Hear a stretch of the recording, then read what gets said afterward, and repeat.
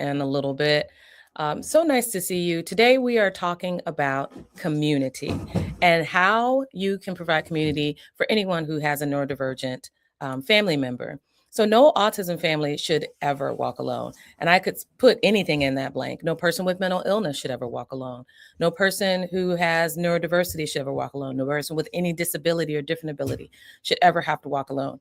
I do believe that God created us to be social creatures, social society. I think that's one of the reasons that he'll say certain things that we should do, like be anxious for nothing, but by prayer and supplication, make every request known to God.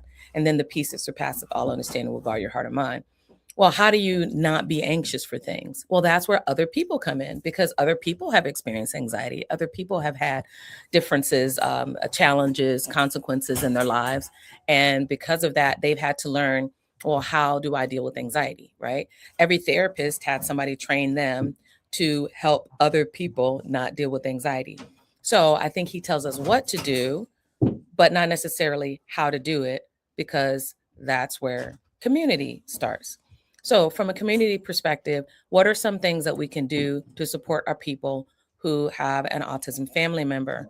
Well, I'm going to start with the church. So the first thing I'm going to say is, if you are a place of worship, if you are someone who belongs to a church, please, please, please consider making sure that your place of worship is family friendly and autism friendly. Now, that might mean very small, simple things. Again, I'm going to refer you to the Banquet Network, or TBN.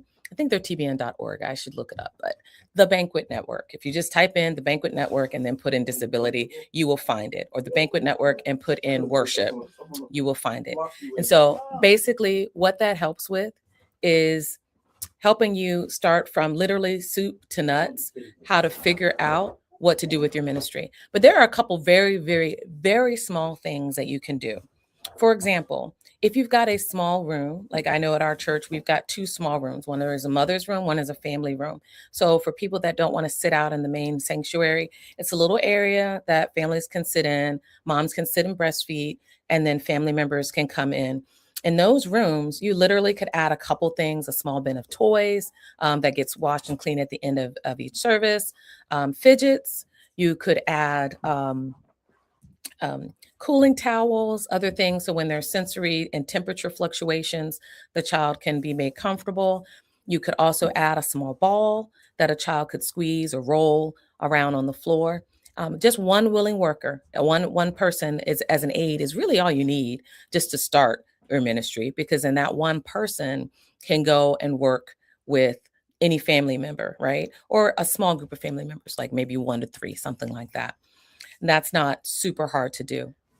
And that lets communities know that you care about them and you love them. Another thing that I've seen churches do, which I think is phenomenal, we've actually participated in this ourselves.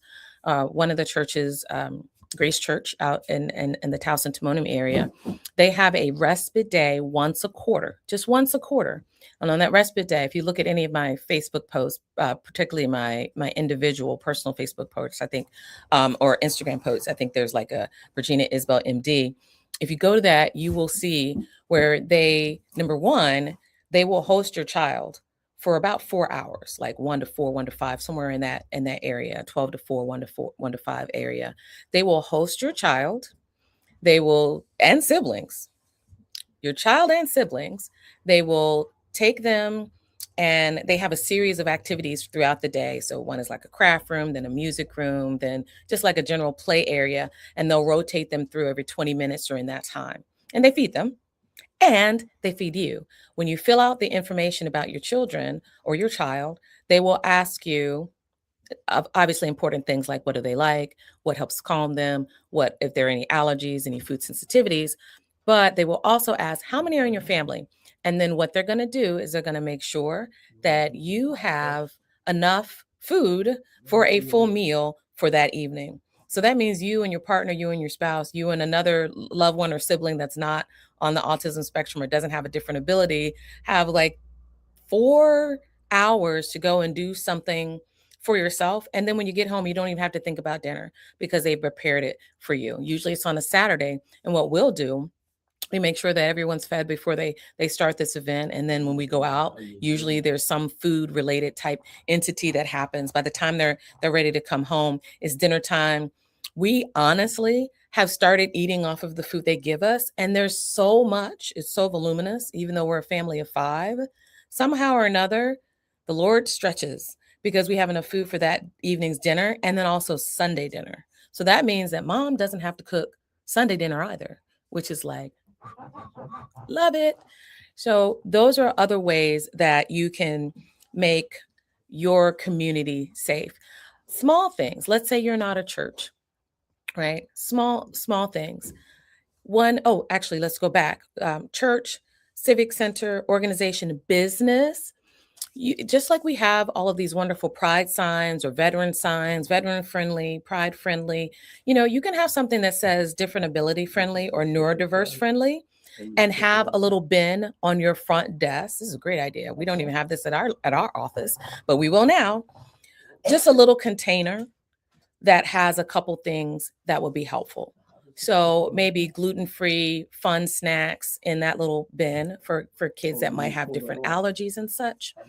And then maybe some fidgets, and then maybe some sensory aids. So for example, we usually, as a family, I often either carry around the earplug earphones or the over the head earbuds because my son has sensory issues.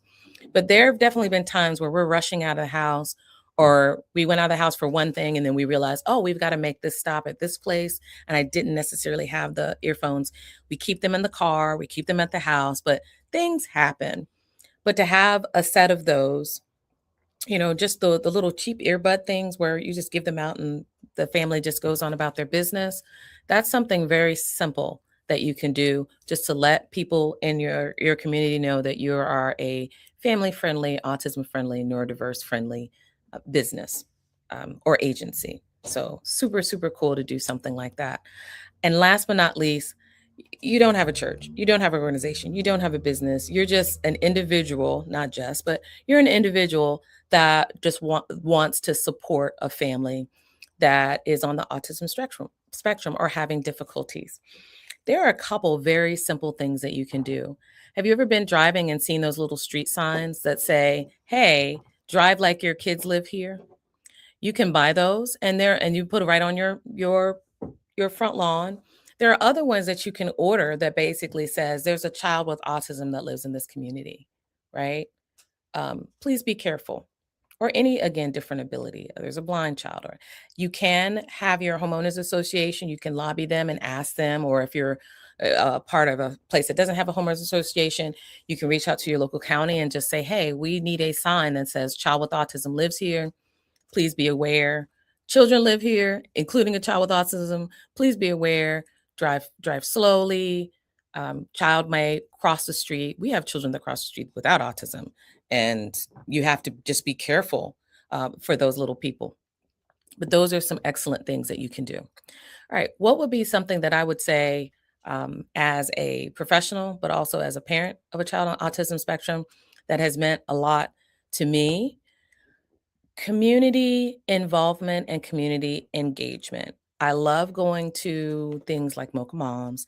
I love going to autism support groups. I love going to my child's school's support groups, where each of those entities kind of get me because they already have kids that are dealing with some of the things that I'm dealing with. That's wonderful. And I like that. However, it's super powerful when there will be an event in the community that was not meant for me, that was not tailored for me, um, that I'm still invited in and my family's still invited in. My particular family lives in an area where we are the double/triple minority. There's not a lot of people that look like me in that neighborhood. Most of the people in my neighborhood are from a variety of other cultural areas and cultural backgrounds, and they will at times have cultural events that I'm not as familiar with. But it always does my heart good when they will see us just kind of waving and looking and saying hello as we walk by, and they'll say, no, come over and be involved. My community, family community, has invited us over when they were having Diwali celebration.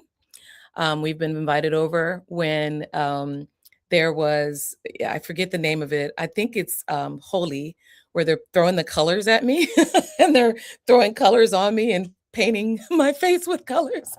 That was really cool to be invited. You know, it's not my cultural background.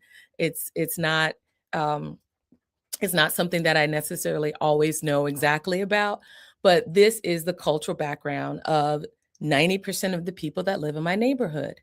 And I try to be as researched as I can. But when I see a celebration and we just kind of wave and, you know, I might say Happy Diwali or Happy New Year, when they've got sparklers and poppets, I've had them come and give us a sparkler so that we can wave them around. Just being included in that way is wonderful. It's not expected, but it is always appreciated. So if you ever have a community, and again, you may not have an autism family member, you may not have somebody with a neurodevelopmental disability or someone who is neurodiverse in your family. But if you see another family in your neighborhood, in your community, in your grocery store, to include them in on your celebrations, include them to be a part of your culture. Um, it's appreciated. And that helps us feel like we're not walking alone. So I want to thank you for that, for those who may be watching who are in my neighborhood or part of our Facebook group or part of our group on TikTok or Instagram. All right, so I'm not sure who I started first. TikTok, I think I started you guys first. So I'm going to say thank you so much for joining. Really appreciate you. If you have questions or comments, please put them in below. If you are an autism family or a family of someone who's neurodiverse and you want us to know more about what you're doing or what makes you feel more comfortable, please put that in the comments below because we would love to be able to see that. Okay, you guys take care. Have a blessed day on purpose. And Instagram, Facebook, and LinkedIn, YouTube. You're here as well. Want to say thank you for watching.